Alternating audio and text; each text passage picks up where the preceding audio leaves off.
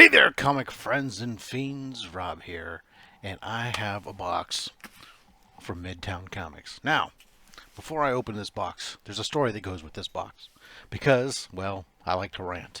And this is what happens when I ignore my previous rants to myself about a company where I say I don't like their customer service, so I'm not going to do business with them again, and then I break my own thing after several months because I go find a couple deals and I buy from them again, and they prove to me once again why I don't want to deal with them. I thought maybe they might have changed, but here you go. And, hey, maybe you guys all think I'm off my rocker, and that's fine. This is my own prerogative. But hey, so here's the deal. I made a purchase of several items. Oh, they were all in stock items. I was going through their deals section, right? And made a purchase of several items back on July the 20th. Okay? July 20th, received order confirmation, all good. No big deal. July 31st, boom. 11 days later, I get confirmation the order shipped. Not a big deal. 10 to 14 days is pretty typical for these days for some of these guys to get stuff out for in-stock stuff. So, boom, order ships. Right? Now, for whatever reason, I get antsy, and on August 12th, I ping them the first time and say, hey, you know what? I got this order. I haven't seen it yet.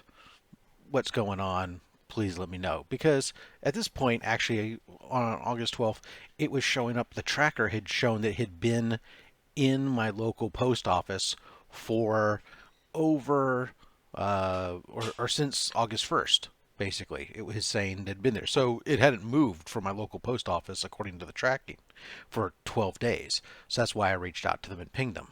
Get a response back. It says, hey, we can confirm that it shipped. If you don't receive it by September 14th, let us know. I didn't like that. We had some exchanges, whatever. But hey, whatever. So I let it go. And a little bit later, I reached back out to them again. Say, hey, August 28th, I reach out to the post office and say, hey, I need to check on this. Because it still hadn't moved. It still said it was sitting at my local post office. Now, it's been almost a month.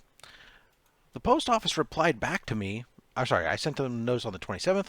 On the 28th, they replied back to me. And one day, they said, hey, reviewing your package, it was an electronic system generated scan, but we never physically scanned the item. We don't know that we ever got the unit.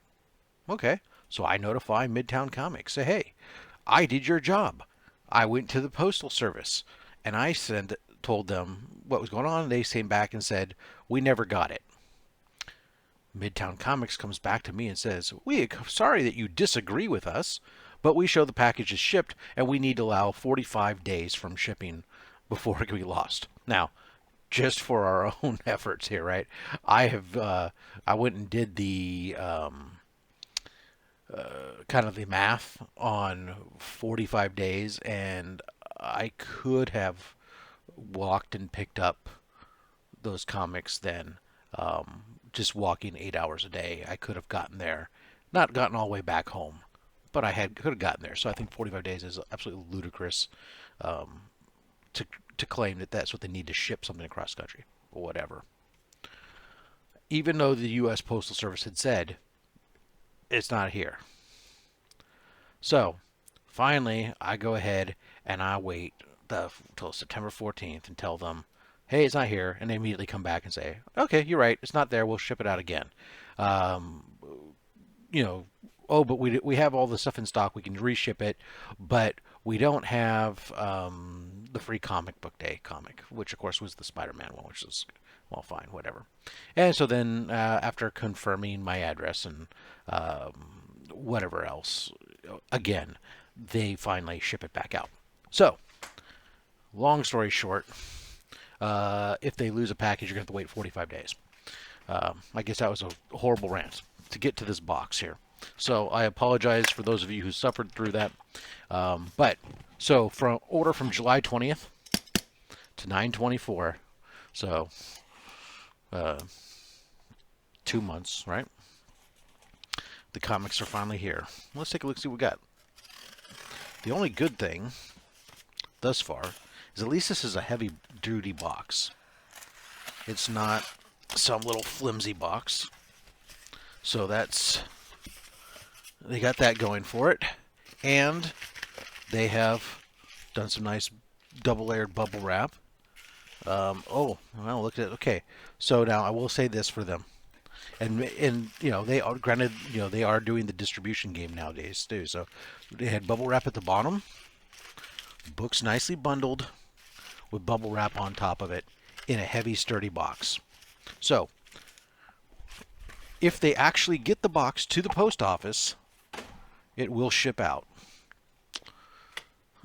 It's just a matter of whether they actually get it to the post office. And maybe that's why so many local comic book shops are complaining that they keep getting shorted all the time. Ever since these guys have all taken over. I don't know. I'm not going to blame them for everything, but my experience, I will just simply say, with Midtown Comics, is been more miss than hit. I have gotten some hits with them. I've liked the books I've gotten from them for the most part. I just haven't been particularly pleased with their customer service. So anyways, end of that rant. Let's get into the books. See what we got here. Because I don't really even remember. Okay, we have Spider-Verse, The Amazing Spider-Man. I could bring up this order so I can kind of take a look at it here and know what I'm looking at here.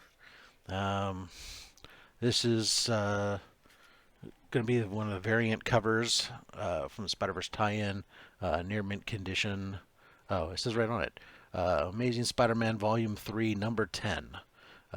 Cover B, Incentive. So there you go, Miles Morales on the cover there. And because you guys are curious, I know. Oh, what did I pay for this? This is number 10. $10. All right, Amazing Spider-Man Volume Number 3, Number 11. The Incentive cover with Spider-Man Noir and one of the other alternate Spider-Mans on there. I can't remember which one that is off the top of my head. $7.14.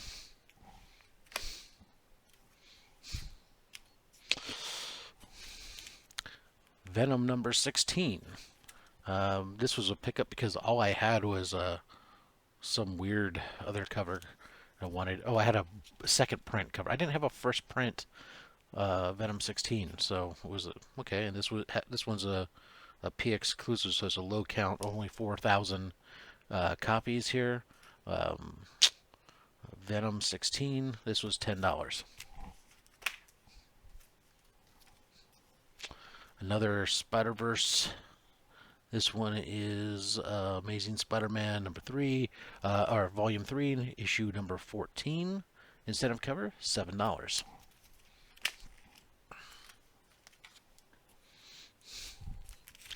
The True Believer Venom Spider-Man 3, Venom versus Spider-Man 300. Just a $3 book. Actually, not even that much. It's $2.97. So, you just want to read that story. There you go. Amazing Spider-Man Volume 3, issue number 13. Alright, it was $7. So it was nice. I was just able to, kind of picking up these incentive covers on this Spider-Verse stuff. Introduce a lot of different Spider characters there for a couple bucks. It was worthwhile, I thought. Issue number 9. And this one was a little bit more. This one was $14.70. All right, and then we had Amazing Spider-Man Volume 3, issue number 7. This is the incentive cover, and this one was also $14.70. Amazing Spider-Man Volume 3, number 3, incentive cover. This is the, oops, I was looking at the wrong one. Number 3, there we are. Yeah, this is the Tim Sale variant incentive cover. This one was $19. This is our Volume 3, number 1, J. Scott Campbell connecting cover. $6. $6.18. Near mint, they say. That corner got a little bit of a ding because they're not. They put them in these bags and boards, but they're not sealing these things. So the bag, so it's all moving around. But I'll go fix that. Yeah. Okay. And the Amazing Spider-Man issue number 700, second printing. This is $8. So that's that. That's the end of it. Just some little odds and ends there. Hope you liked it. I like him. It's Spider-Man. What's not to like about the Spider-Man? But hey, you do you. Collect what you want. Don't listen to anybody. Don't listen to me. Shop where you want. Don't listen to me and my rants. I'm just a fat man with a fat stack of comics and a fat opinion. Thanks.